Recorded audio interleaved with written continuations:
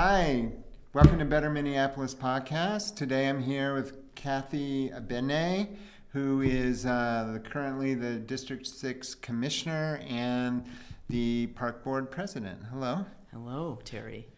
Any other details you would like to add to that introduction about yourself? Well, I guess I can just say a little bit. You can say Abene or Abene, as you said, but okay. It's a tricky name. People struggle with it, so Abene's okay. And I've been as long as they vote for you, right? That's, yes. Call it however they want. Yeah, right. Just right. That's right. And I've been the District 6 Commissioner since 2022. And I'm sure we'll have an opportunity to give more background information or whatever, but, I just really am happy to be here talking with you today. I think what you're doing is great. Good. Yeah. So, and then how long have you been president? Because it was Meg Forney, Yep. And then I feel like I read this great letter that she wrote about you when you became president. And how does that work? Do the other commissioners vote on electing you, or do you just get promoted? What happens? Yep. On the first meeting of a new calendar year, there's that's the annual meeting, and that's where committee assignments are made by the president, but the president is selected by the commissioners.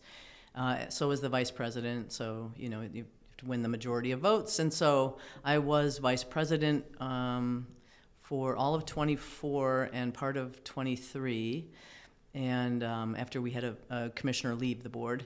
Then I put my name in the hat for running for being the president in this calendar year, and I was supported. I think probably it makes sense that presidents switch up a little bit on the board. Mm-hmm. And what motivated you this go around? I think former President Forney, Commissioner Forney, I think she had done a really good job, and I think I think she was ready also to step down from that role, because it's actually a bit of a demanding role. It's more of a time commitment and things like that. So since I had been serving as Vice President, and also I served on the Board of Estimate and Taxation. Okay, that's now changed, right? You're now. I am on that. Yeah, Oh, I get okay. all the. So do you have does Park Board have 2 spots? We have 1 spot there. I've been on the Board of Estimate and Taxation. This is my 3rd year. I wasn't on it in my 1st year, so I get all the nerdy assignments. Okay. But, I feel pretty good about that. I mean, not all 9 commissioners get along all the time, but in general, I would say we've had a collegial board, and I think that's helped us be more productive.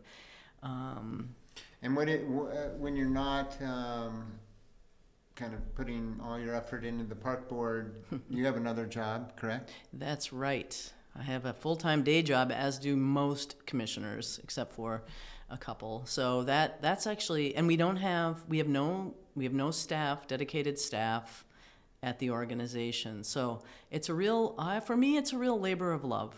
It's your public day job service. Is a professor, right? No, I'm not a professor. Okay. No. Thank you for correcting that. Yes, I've even had people think I have a PhD. Now, I swear it's because I work at the university. So right. I'm always quick to say I don't work in the academic part or the research part. I work in the operations part. So the university is like a city, and we have a lot of infrastructure. Mm-hmm. So I'm a water resources engineer. I knew that. Yes, and I manage infrastructure for the Twin Cities campus. But we also have regulatory requirements that are required to be followed around stormwater runoff. Stormwater runoff is a good way to say it, and also really wetlands, following the Wetland Conservation Act and other clean water laws. And so the university owns 58,000 acres of land in the state of Minnesota.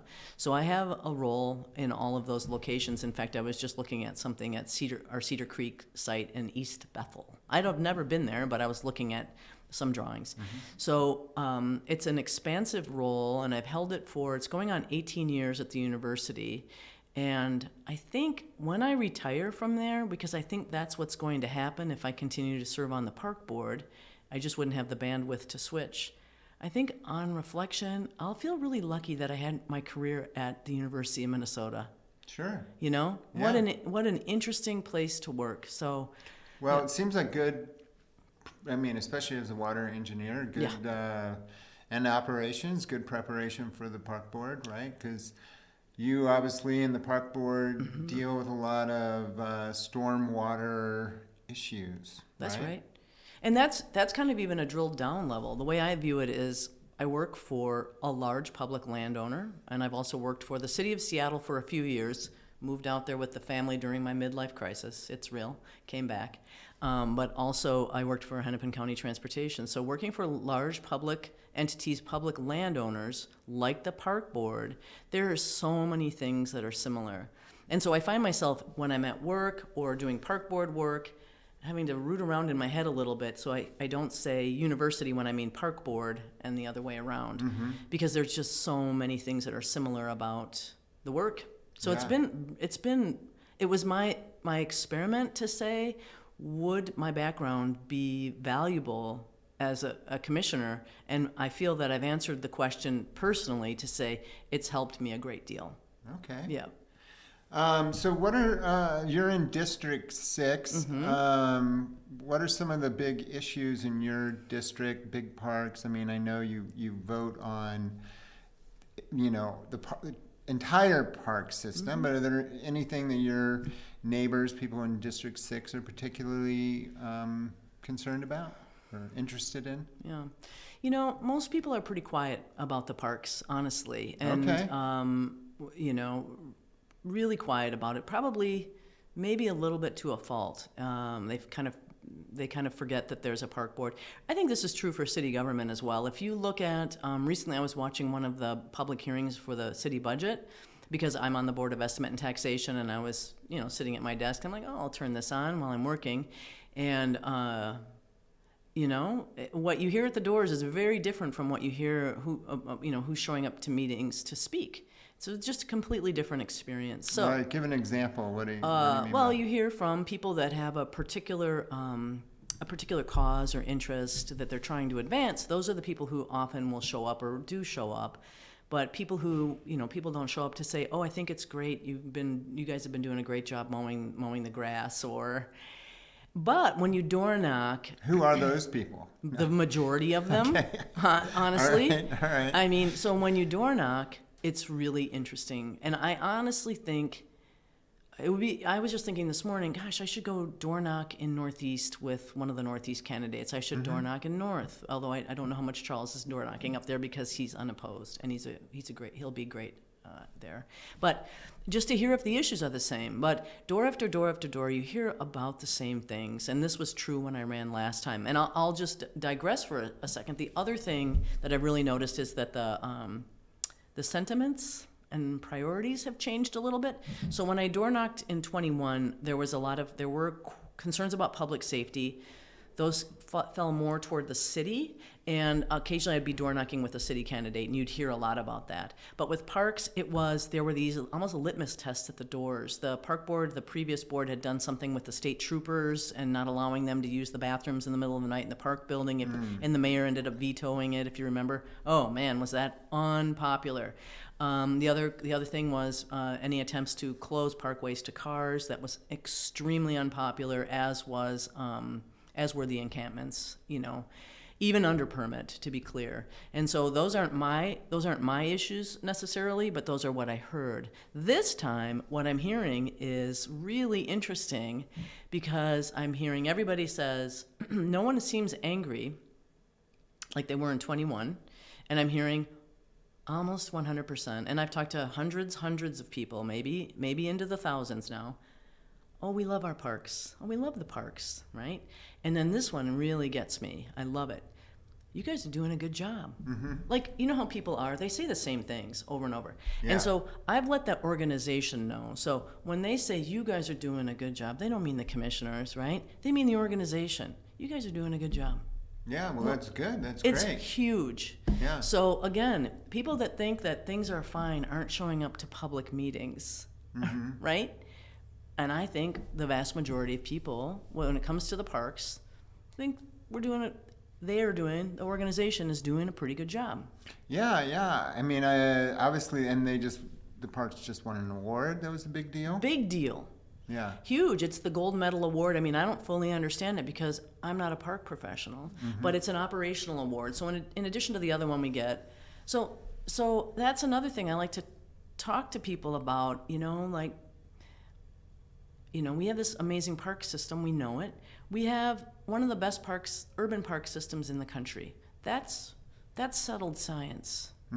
So, of course, we have some of the best park professionals that work for us as citizens. Well, I just learned from my previous interview on the park board that we're one of like 2 independent park boards. I didn't realize that. I thought it was more common. Yeah, I don't think that that's accurate. I think that it depends. Like, I think, we don't see, we live in Hennepin County, but we don't get to vote for the Three Rivers district, but they have elected people. So it kind of probably depends.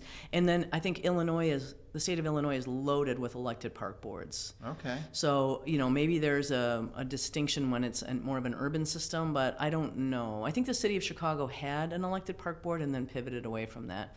So, but I know that there are lots and lots of, I believe, park boards in the country. All right. Yeah. Well, so you're running again. You've been outdoor knocking. Yep. What are some of the priorities that you tell your neighbors and whatnot that why you're running again? Well, I think I'm going to get back to the point about the park professionals. So again, you and I are citizens of Minneapolis, and I'm a citizen of Minneapolis. I just happen to be the one that huddles with the other, 70,000 people that I represent, roughly, and we sort of figure out what we're going to say, and we go back to the organization and we give guidance and direction, right? And so, we are lucky that we have this amazing system with these amazing professionals, and that I think one of the most important things that we can do as citizens is recognize how critical that is to our city in every single way, and the quality of all of our lives, and that we should send thoughtful people to manage that system or steward that system. So one of the things I say is, let's make sure we elect a board that will be mission focused and listen to their constituents and, do some work, because it's not, you don't just get to sit there in a meeting and say yay or nay, and make thoughtful, informed decisions. So maybe tell me a little bit, what does that mean, mission focus? So if there's a mission of the park board, what is it in your mind? I can't recite it, but it's really a nice mission. So when you get a chance, I know, Terry, you're... But to you personally? Okay, right, okay. I was being very literal there. Sorry, I'm an engineer. I think it's basically parks and recreation, and it centers people, plants, and animals, right? And so it also centers recreation and the natural environment. It also centers dismantling, that's the word that's used, which was kind of trendy when it was added, past inequities, which is a good thing. And I'd like to see us also prevent future inequities. And I see ways in which the park system processes and decision-making is set up to do just that. So what does that mean in terms of the parks? Yep. Like certain groups don't have access, or what does inequity mean? It really means investment. And I think that we need to be clear about what that means in Minneapolis. So, for example, 99% of people can walk to a park in 10 minutes or less. So we really do have a widespread distributed park system. But I do believe, of course, as we know, there were areas that were historically underinvested, and there might have been a lot of reasons for that. Even if you look back to, I think one of the areas of Minneapolis that was maybe most underserved was Northeast, and it had to probably do with the fact that that was the blue-collar part of town. And when they would build parks back, I don't know what the era was, but into the 20th century, they would do a special assessment for properties that would receive a benefit from a park improvement.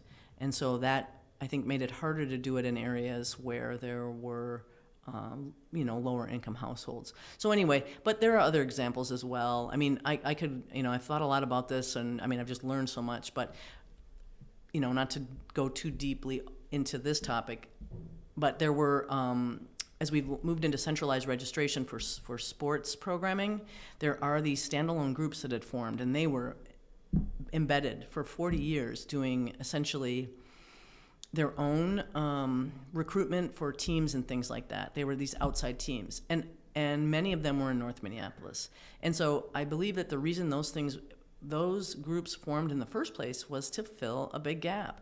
So maybe there was more emphasis looking at filling teams in other parts of the city, lower priority parts of the city. So we know there are ways in which the system has inequities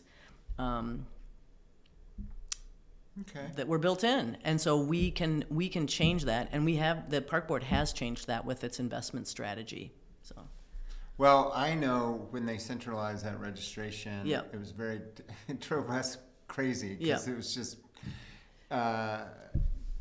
navigating another new portal and not hearing back or knowing what team we were going to be on. It definitely caused some confusion, but.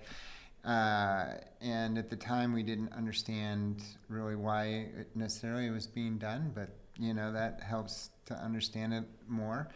One way that I hear in terms of solving for certain inequities is North Commons Park, the new one, right? Yeah. What I'm assuming you support the build out of that. I mean, that was a long time coming, I understand. What are your thoughts on it? What's your vision for it when it's done? Well, my vision is that the community. So the best way for me to think about it is the investment is, I'll say, ostentatious in that location, and the discussions with the community started before I was a commissioner, and the community said, I'm paraphrasing, but we want something ostentatious here, and they're getting it. And so I think just being able to deliver that back to the community is critical.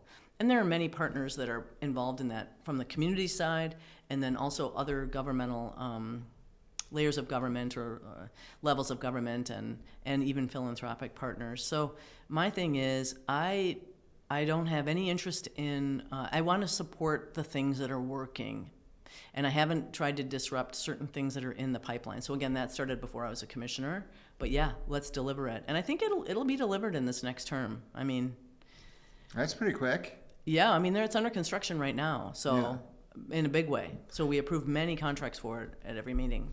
So let's talk a little bit about funding and contracts and how does the city or how does the parks go about getting its funding?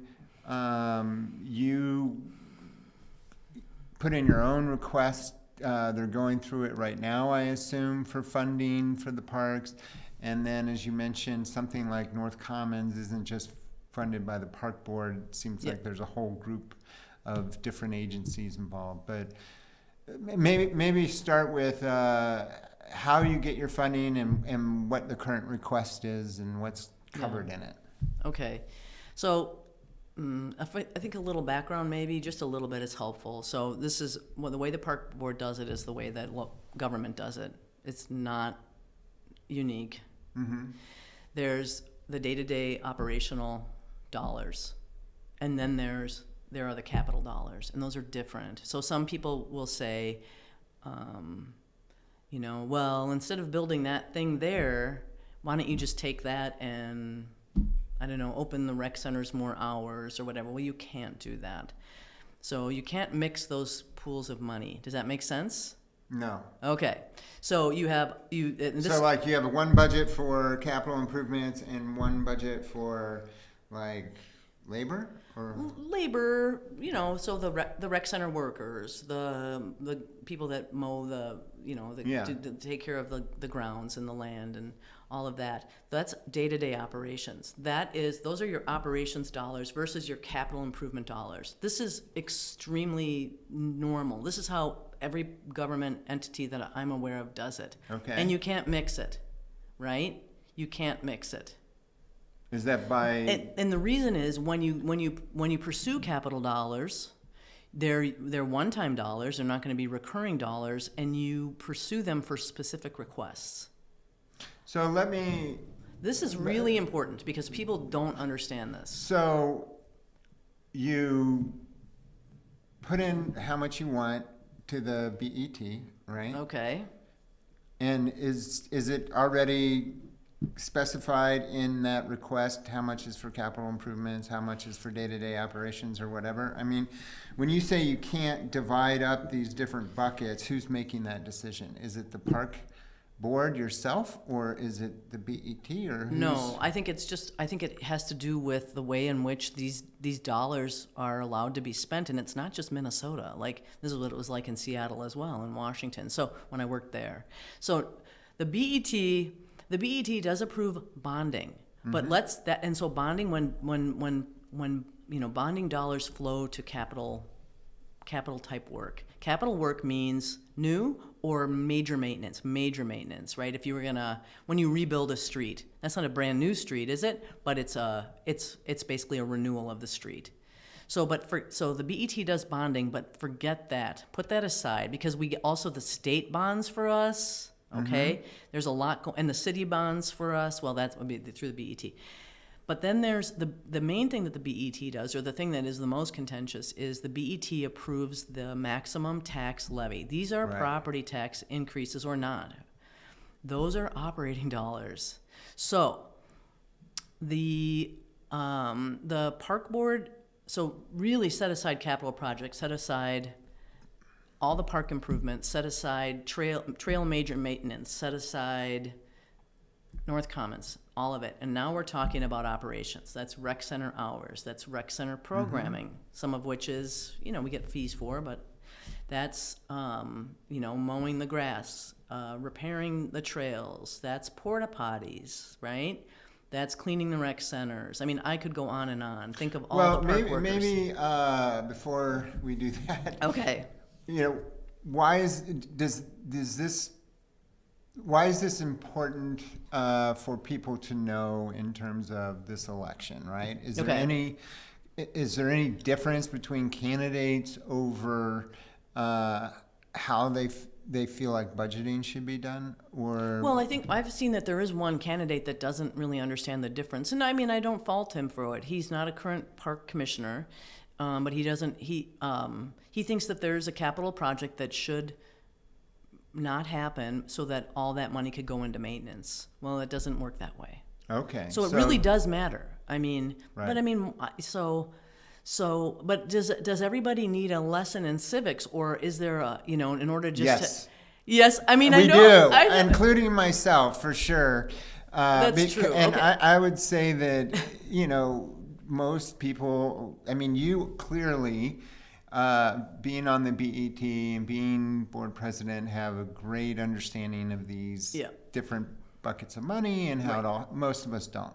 I mean, I fall into that, like, if something isn't getting done, I'm just like, why? They seem to have the money, why isn't it getting done? And I, like most people, aren't going to get into the weeds of like, well, at the last budget meeting, they only had X dollars in this line item. We just, I don't know. I mean, and there's limited time, I guess. So I'm asking you to translate, I guess. So, And I'm trying to. So we have one big capital project, which is the North Commons. I think maybe that's where we started down that road. Are there other big capital projects that have been budgeted for that people would be interested to know about? Yes, and the BET probably has almost, I think, zero role with the North Commons, basically. So I think we should come back to the operating dollars or the tax levy. I think we should come back to that. But yes, we have something called NPP 20. So that is neighborhood park improvements. That was done by, I think, 2 boards ago, and it was smart. What they did is they went to the city and they said, will you give the park board, Minneapolis, will you give the park board about $16 million a year so that we can have money to reinvest strategically and planfully back into neighborhood parks? Now, Terry, a neighborhood park is different than a regional park. Chain of Lakes Regional Park, Minnehaha Falls Regional Park, the Creek, Theodore Wirth Regional Parks. Neighborhood parks are the ones by your house. Okay. There was no money. But they're all part of the Minneapolis Correct. park system. Yep. But there was no money for these neighborhood parks. It used to be maybe 10, 12, 15 years ago, maybe 12. The park board would get about $2 million in capital a year. That's why some of the rec centers look so shabby and charming, right? Charmingly shabby. But we have rec centers that don't have air conditioning. I mean, they're way behind. We have patchwork quilt roofs in some locations. It's because there was no money. So what the park board did a little while back, the previous superintendent said we need to be more planful and strategic and pursue dollars. So that's when they began doing all the community advisory committee work. Those are the CACs, right? And they went out to the community, and one by one they developed community-driven capital improvement plans, or long-range plans, for all the whole park system. And so those could go on the shelf. And this board, we only approved 2 of them, I think, 2 or 3, because it's been done. Now, for government can't just say, give us the money, we'll spend it. You need to say what you're going to spend it on when you're pursuing these capital dollars. Well, we have this many roofs, or we want to put an addition on North Commons, or we need to replace the water park or the pool or whatever. So the park board has a very, very transparent and robust capital improvement plan that goes out over a 20-year period for the neighborhood parks, and we have it for regional as well. Does this make sense? No? Too wonky? Yeah, it does. I mean, I guess the more I've learned about the parks, the more I realize it's pretty complicated. It is complicated. So Yep. let me see if I've got it right. There's you call it on the Community Advisory Committee, which is the CAC.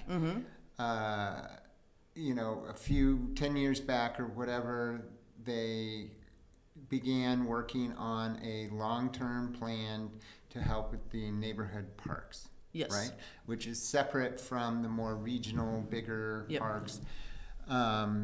And because they were, not being funded adequately, and some of them were lagging behind in maintenance.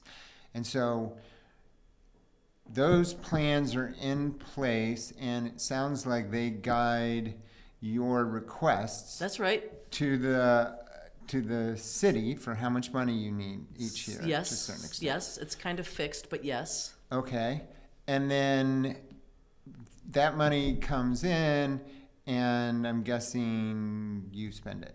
That's right. And if maybe one thing, if you're kind of a nerd for this stuff, you could sign up. I would recommend signing up for the city's RFP notifications, especially as you move more into the construction season in the spring and summer. Park board project. The park board has an excellent plan to roll out the whole improvement plan every year. That's not nothing. And it's transparent. You can go online and see a Power BI tool to see how they're planning on spending the money. So through that, we get about $16 million a year from the city for the neighborhood parks. We have other revenue sources for the regional parks that are more state-driven. But and then the city can choose however they want to fund it. They can bond for those things. In that case, the BET will approve the bonds, but they might use other funds for the money. But it sits at around, we just got the next 5-year increase, I think it's a 4% increase. So we're sitting right around $16 million a year. And I think, as a person that manages a capital budget and an operating budget, I think the park board does a really good job spending their capital money. They're thrifty. And so how is it different from, that's the capital budget, but I think where a lot of people interact with the parks is around, say, youth programming or childcare or the sports teams. Is that the day-to-day budget? Yep, that's the operating budget. So that goes back to our tax levy. So let's talk about that for just a minute. So basically, the operating budget is mostly staff, because that's the expense. I mean, there's equipment and things like that, but it's mostly paying people. We do get some revenues back from some of the things that we do, but we're highly dependent on property taxes. But if you think about it, it kind of makes sense. You can just walk into a park, and I bet if you're like most people, you walk into them all the time. They're wide open. They're ready to go. You can go into a building. So you're paying for that. Go and look at how much you're paying on your property tax bill. You're essentially paying to go to those parks, to be able to access those parks freely. And that money pays for the operations of the parks. It also pays like the heating of the buildings, all of that stuff. It pays for, you know, it pays for the commissioners, it pays for the leadership team, it pays for the organization. And we're very dependent on it. So it funds 80% of our general fund budget. And that amount is, we got about $94 million in property taxes, I think is what we're slated to get next year. The city is much less dependent. Their general fund, so they have like a $2 billion budget nearly, but their general fund budget is more like $360 million. So not even half of their total budget. And that's because they have the utilities, for example. So they have something like, you know, you pay your utility bill, those are enterprises. You have something like $150 million a year, probably right there between water, sewer, and stormwater. I'm guessing, I don't know. But you're at about 360 for their operating budget, and 57% of that is property taxes. So that's the thing that the BET does. The BET approves that amount for the city's general fund and the amount for the park board that we're going to get out of our tax levy. And it could be zero, it could be whatever. And so, what are your priorities for this? I think I got kind of lost thinking about all these different buckets of money, but I want to make sure I'm understanding, like, are there particular things about the parks that you're hoping to achieve? And what, Yeah, I think that the organization, I think, is really in good shape in a lot of ways. I think that the superintendent and his team, I think they're really incredible and strong. You know, again, we have the best park professionals in the country. He has a really good vision for youth, for example. So, the park board really has pulled out of where it was after the recession. And I think it's kind of plateauing, and I think that's fine. What I would like to see is that we continue to do things in balance. We're going to continue to emphasize and prioritize youth, but this current board has done some excellent work around natural resources, and I'd like to see us keep working on those environmental pieces. We're going to need those. We need those for our adaptation strategy, for climate change and things like that. So how do we move forward in balance? And then also, I think one of the things, you can maybe tell by talking to me, I kind of think more about the systems of things, and I'd like to, in a next term, really figure out ways in which we can look at the expensiveness of our system. So not only potentially new revenue streams, but maybe are there things that we should be taking offline? And I'm not saying selling land or anything like that, but I think we could streamline maybe some of the some things. Maybe turn more areas. I know they want to turn more areas over to no-mow areas, for example, and that's a small thing overall. But I think we want to start looking really at the sustainability of the system for all of us to afford. Does that make sense? Yeah. And so, what are some of those possible new revenue streams? Yeah, I think that we are looking at new revenue streams, and some of them might be somewhat small. We'll see. We're actually going to deploy some. I think you'll see some in this final budget at the end of this year.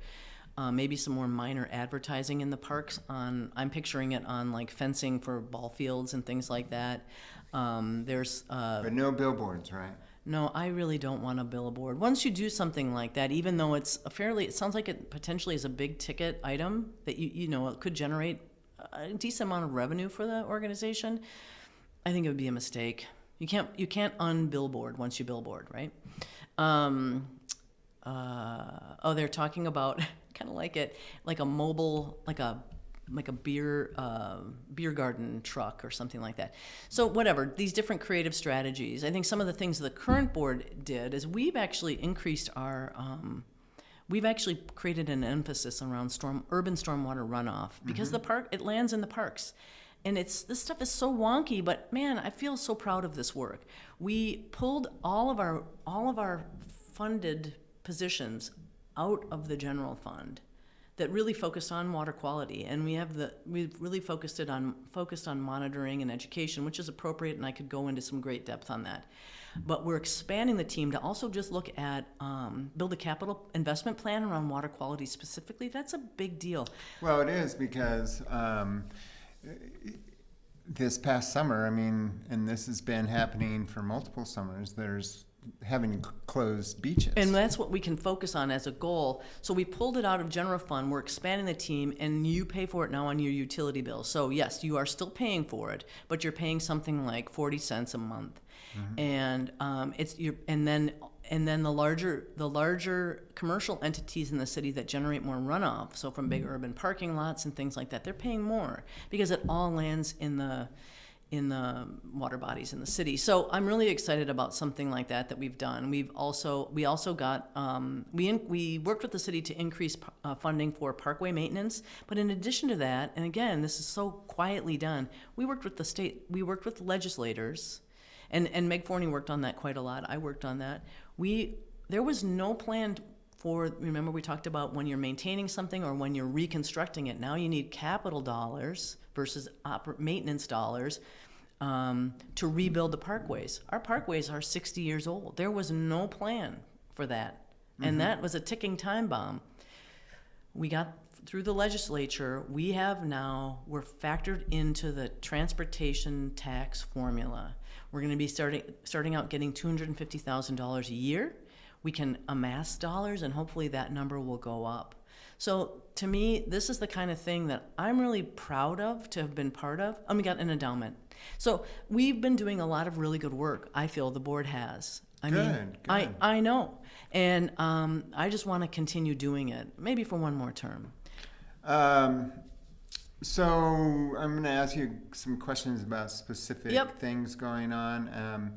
In my neck of the woods is the Hiawatha Golf Course. I feel like I don't hear as much about it these days, but it used to be a pretty prominent park board issue. Has that all been resolved? And maybe you could just recap what the issues are with it. It was a hot topic, there's no question. And so it's in design right now.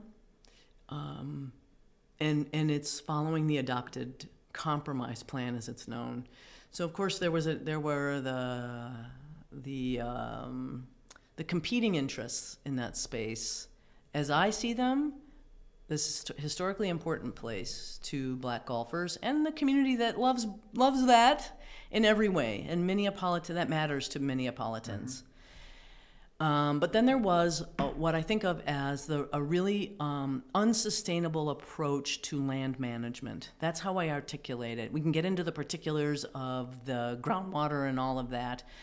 But the best way maybe for me to express it is to say, in my field, civil engineering, I've been in it since the last century. There are videos you can see, the Army Corps of Engineers, we're straightening the Mississippi River. No one tries to straighten the Mississippi River anymore, right? So we used to try to conquer nature. We can engineer our way out, right? Well, that's what they're trying to do, because they pump a ton of water, more than they're allocated or supposed to be. You can get into the details, but what I'm saying is it was an unsustainable approach to land management. We can conquer Mother Nature. She will bend to our will, and so we can golf here. Right. So that actually we know that you can't do that. So the water needs more room in that space, and water's coming from the storm sewer, basically, to a low point. But it's also coming from the creek. And we have soil data that shows that area has been a place where water accumulates for eons. Yeah. Okay? Yeah. So we can't, so for me, this is the thing.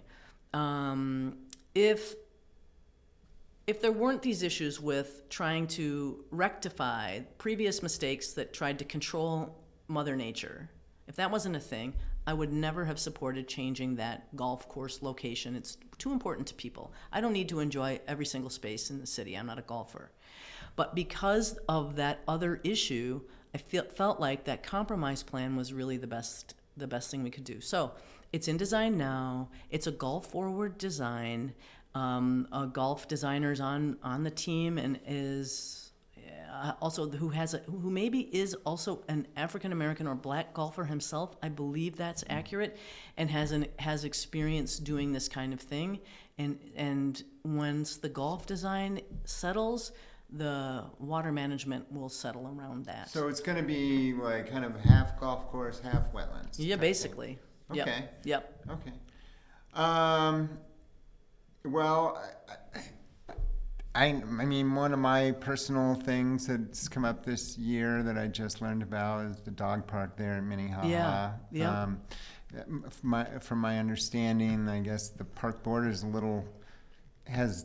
there's not much they can do about it. Is that right? Yeah. I mean, yep, if you want to keep going. Well, they're changing the fencing around. They're taking away some of the beaches, and a lot of people have taken their dogs there for a very long time are sort of upset about the changes. So. And what I would say, from my point of view at this point, that work is on pause. And do you see there's a pun there? Pause? Get it? Okay. That's right. That's what we do at Cathy Abene for Parks. That's right.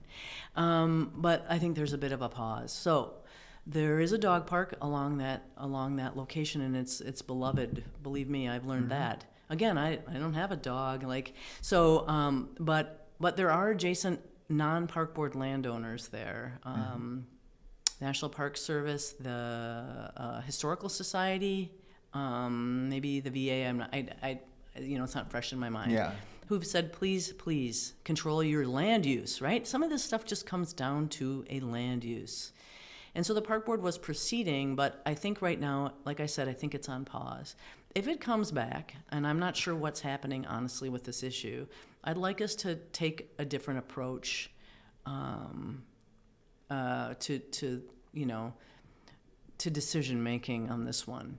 Okay. I'm sensitive to the fact that also of the importance. There's what's it called? Clearwater Springs. Is that what it's called?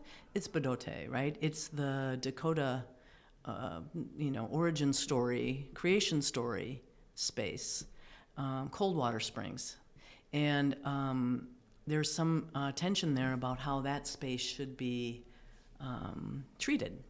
Okay. So let's have that conversation. So we'll see if it comes back. I think it could in a next term. So another area where parks, played a prominent role this last year has been with shootings, right? Yeah. Mm-hmm. They had the one at Boom Island, and then they had to close down the parking lots at Bede Makaska and maybe a couple other places. I'm not sure. What's the future there? How do we? Because when you start on the park board, you probably don't think you're going to be managing crowd control and violence. So what's the plan for the parks to manage those kind of things? Yeah, I think one thing in general is that the park. We have our own park police. I'm sure you're aware of that. We also have park patrol agents, and then also in that public safety kind of branch of the park board's organization, they have the street reach team, community connections and violence interrupters. So there's kind of that pronged approach that I know people want in our city. But we have something like 35 sworn officers, and we have not expanded the capacity there. But some of the issues with hiring that the city's facing, we're facing as well. The other thing is the city's staffing of their police department has a direct impact because, the park police and the city police work together and may they may help and respond to each other's calls and things like that. So our own patrolling or whatever ability is reduced and has been reduced and will continue to be reduced. So what I'd like to see is there are some places where I think we could benefit from deploying more technology. I think that we've had an experiment in Minneapolis to say, if we don't enforce things, what happens? And I think that we see that if you don't, sort of establish sort of some societal boundaries around behaviors or, legal or laws or whatever, that people will kind of push those boundaries to the point where I think problems occur. So what I think we can do, Boom Island to me is a great example. It's kind of off the beaten path. It has already a paid parking lot. I'd like to see a controlled entrance point where you pay, but you pay upon entry. You don't just pay at a pay station or whatever. And maybe a photograph is taken of your license plate so that you know that, hey, if I'm in here causing problems, I can be tracked. And maybe that's too big brother for some people, but I think we're headed to more technology solving some of these problems. And I think with more incentives to be law-abiding, I think people will make that choice. Does that make sense? Yeah. And then at Bede-Makaska, there's no controlled access point. You couldn't do something like that there. So I think more patrolling, doing some of the things that we tried this year, I think really helped. But it's a rowdy lake. I think Bede-Makaska gets more calls than any park in the system. Yep. And that's just from people kind of pulling in with their cars and partying, or what is that? It's always been, I think, a gathering place. And from speaking with the chief of police, the park police, he said it's just a historically rowdy location. I remember articles back in the day in the city pages of the Reader or whatever, when we had those two great local papers all the time talking about it. So, to me, I'm not interested. I have no interest to say that the people that live along or near Bede-Makaska are entitled to the same experience you might have living around Lake Harriet. If you live at, Bede-Makaska, it's a different vibe and a different energy. But I also think that I don't like to see teenagers shot in the leg either. So let's find the balance there. Yeah. Well, I guess some people would say too that the parks are there to offer programming for youth. Do they have sort of like Friday night basketball, stuff like that? Oh, they have everything. It's unbelievable. And what I think is really, I think there are these things that are theoretical in people's heads, but I think where it actually, where the rubber meets the road, if you're called to be a rec center worker, again, we have park professionals. If you're called in your, career to be a rec center worker, a rec center director, it means you want to connect with the community.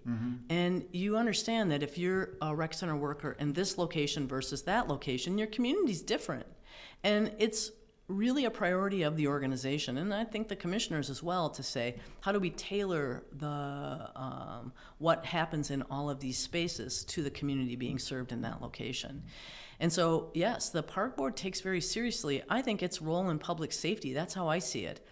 In addition to youth programming, having engaged youth in our city, activated parks make a huge difference. Yeah. The other thing is we're the #1 employer of youth in the city of Minneapolis. Oh, didn't know that. I know. Yeah. So again, sometimes I think it's, there's a lot that we have, a lot of rhetoric going around. And how do you get to what's actually true for the specific thing you're talking about or thinking about? Well, so what's true about the mall, right? Yeah. So you mentioned these plans. I forget what you call them. The long-range plans, long-range master plans. Yep. And my understanding at the mall is that it was maybe not as much input into the long-range plan for the mall as some people wanted, and people have different ideas that came up as to what should happen there. There's the opportunity to close the road and turn it into green space, and a lot of people in the community rallied because they didn't want to do that. Am I close? Yeah, I'd say that's close. I would say that's close. I think that's the common understanding or whatever. Okay, I will try to discuss this in a way that isn't too wonky. And, forgive me, I have to think about this in a way that's wonky. I'm a civil engineer. And so I would also compare the way that this process happened versus the way we would do it at the University of Minnesota, okay? So I have to think about that. So, for example, at the University of Minnesota, we would never impede emergency vehicle access. In fact, no idea would make it into a plan that does that. We have an adopted plan that closes roads. I know these weren't ultimately on the table for this work, but we have an adopted plan that closes the eastbound South Loop Road adjacent to 3 or 4 story pre-war buildings that don't have fire sprinklers. So as a civil engineer, if I said this in the right circles, if I had this conversation in the right circles, people's minds would be blown that that was even in an adopted plan, because it's boneheaded. Right. Okay, so this is the problem. Sometimes, and I love the park board. I think you've heard me compliment the organization over and over again. When I say park board in this context, I mean, I love the commissioners too, but I mean the organization.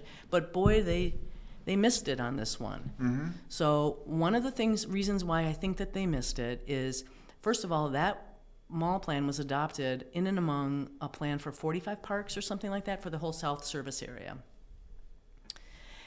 The park board does not have employed a civil engineer or a traffic engineer, and I think that's a problem personally. And I mean, I talking to them for a while, and I don't say hire one, but I think they would benefit from hiring one. And then if they had one, they should listen to that person. Well, because you talked about the parkways. I mean, there's many miles of roads. At the University of Minnesota, we have 2 water resources engineers on the Twin Cities campus, one at UMD, and on the Twin Cities campus, we also have a traffic engineer. And they don't have any of that at the park board. So maybe so people might watch this and be like, oh, she's so annoying. Look at her thinking so highly of her field. Well, yeah, so there's some expertise that's lacking there. And so putting that down in a plan to begin with was boneheaded, I feel. And I think it set a false expectation with the community. And so, but if you could drill a little deeper and say, when the plan was circulated, before it was put into the can, it was circulated. It was circulated to people that had some expertise, including the city engineer. And the city's only comment on the mall, other than pointing out a typo on that whole plan, when it got to the mall, it said road closures, something like road closures will need further discussion. Okay. Yeah, massive asterisks. Right. So what happened was, rightfully, that's a smart thing, because we have all these adopted plans. Centerpoint Energy, the Metropolitan Council Environmental Services approached the park board organization about ripping through the mall to put in a new sewer line. Good, we got to do that, no problem. Because they have all these adopted plans, as citizens, we should say, good job. They can pull that adopted plan off the shelf and say, what does it say here? Should they put it back as is, or are we putting a bench somewhere, or restoring it to native prairie grass, or putting in a swing set, or what are we doing in that space? And it said, lo and behold, it said, close the road. And so initially when this conversation started, they had it closing. The staff was proposing to close the roads next to the buildings. So honestly, without the actions of the commissioners, me, Elizabeth Schaefer, others, saying, pause, we got to talk to the fire marshal, we would have eventually been, I think, sued if we would have pursued it. Because in addition to ignoring that important asterisk on the plan from the traffic engineer, who was also speaking to traffic, there's actually a requirement in state statute that was not identified at all, and is not a practice that the park board understands at all and knows about vacating streets. And so you can't just do these things. So again, when you're engaging with the community, you know there'll be some things that are obvious. And the park near me in Lyndhurst is in design right now. They're getting a climbing boulder, right? Oh, okay. Pretty cool. Okay, yeah, they can plunk that there. But when you talk about pulling out roadways, you might be getting out ahead of your skis. Right. That's the problem with it. So here's what I would say that's a good thing that's come out of this. And I want to say 2 more things. One thing is, it's word on the street is that those buildings are being emptied by the owner of the buildings, that they're not being released or whatever. So perhaps it's a potential future development opportunity. So one of the things that I did is asked the head of planning at the park board to send an official letter to CPED at the city saying, hey, if these parcels come up for redevelopment in the future, do not consider the mall road the road that serves this. You will, if you need a fire lane on that side or a fire access on that side, you're going to have to plat that out of that parcel. Does that language make sense to you? Yeah. Or service those roads from the lagoon side. But you can't treat the mall road as a road. So is the thinking that those, what are pre-war 3-story buildings Yep. going to be like torn down and I put get into a gigantic condo building? I think that might be the ultimate. Maybe. I mean, I have no intelligence on this other than hearing from a few people that those buildings have been getting, at the U we call it decanted, which I think is a little pretentious, emptied. So, not released. So now the park board is on the record with the city saying, don't treat them all like a roadway for these parcels. So that's one thing. The other thing is this: I did attend meetings around that neighborhood area. I did go and listen and talk to people, and not all the commissioners did. Mm-hmm. In fact, I think maybe the commissioner of that district did, and I did. Okay, and there were outraged, furious renters, furious. So I have to say, I kind of am sensitive to what they were saying too. And if we're talking about, a city that is, listening to people or providing, housing for, income, a broad array of income levels and things like that. I don't know why we would harm the renters in that location. They felt harmed. That was my take. Right. So, but, yeah. So what's coming up for the for the commission? So this term would be for 4 years. Yep. What do you feel like you'd like people to know that you'll be supporting, or that's coming down the pike here in the next 4 years? Yeah. So the board of whoever's elected to the next board will get to develop the strategic directions for the years 27 through 31, if my math is right. So we're going to finish out next year. We'll finish out the strategic directions that we developed in our first term. I personally have some things that I'm interested in seeing us do. Again, I talked about revenue. I'm interested in looking at understanding the economic impact of the park system on the city and the region. A couple weeks ago, I had invited the Meet Minneapolis, which is a tourism entity in the city, to come and present to the park board about how it uses the park system to, for marketing tourism, winter tourism, and other things. And can I jump in on that? Is the idea that you want to show the economic contribution of the park so that you can go to the state and say, hey, you need to give us more money? We're contributing way more than we're getting back in the what is it called, the local government aid? Yep, right? Local government aid or property taxes. So even at the local level, and certainly we need more local government aid. But I think that what I want to do is say, when you invest $1 in the park system, maybe you only get 75. Maybe it would show we only get 75 cents back. I doubt it. But maybe we get $5 back. And so if you have a public dollar to invest, do you want to invest it? And you're going to compete for that dollar. Do you want to invest it in the thing that gives you $5 more or not? So that's the kind of thing I want to start thinking about or focusing on in a next term. I think that the system, sometimes our rhetoric is so interesting to me. It's we could be focusing on things that I think really are more important. So anyway, that's one example. I think just keep doing some of these wonky things, depending, maybe I'd be interested in being the president again, to full disclosure, maybe for one more year, if the commissioners would have me. But if not, that's fine too. I have no interest in any other office, so park board this is it for me. Okay. So, yeah. All right. Yep. Well, I think we've covered a lot of ground. Is there anything you feel like we've missed that you wanted to say today? Before we maybe close out, but I want to make sure people know how to find out more information about you. You have a website, I'm guessing? I do. Well, I think first thing I'd like to do is apologize to anyone that fell asleep. This is wonky stuff that I think about and focus on, but I think it's stuff that has substance. So yeah, I do have a website. It's my name. It's Cathy Abene. .com, and you can find me there. Through there you can also find there's an email address on there. You can reach out to me. I I respond to emails.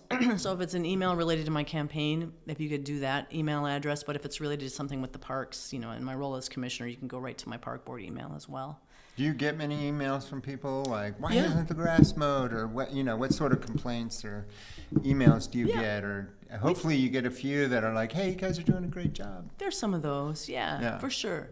But yeah, people will voice their concerns or ask for things or wonder why. So the goal for me is to ask the organization to respond. I mean, there's some things that I need to intervene on, but it's a public service. It's a public organization. So if it's a routine question, the organization should have a routine way to respond. And they don't have to always say yes either. They can say no sometimes, and that's okay. That's all right. We'll all be okay if we hear no sometimes. And it might be based on priorities or resources and things like that. So, but yeah, I do get, I don't know how many emails I get, but I do try to respond. I miss some. I think about it sometimes, like Lucy and Ethel on the conveyor belt with the chocolates. Some of the chocolates get by unwrapped. Okay. Yeah, All right. but I try to get most of them. So. Well, good. Well, thank you for joining me today. Thank you very much for inviting me. You're welcome. I hope you can tell I like to talk about this stuff. So. Yeah. Well, people, I think you started by saying that, it seems like the park board doesn't get as much attention, but I feel like people care a lot about the parks. They do. And it may be one of those things where it's like they don't necessarily want to look under the hood. They just want to know things are running right. Yes. And it seems like they're going along pretty well. Yeah. I mean, certainly the parks are amazing here. So. That's right. All right. Thank you, Terry. All right. Thank you.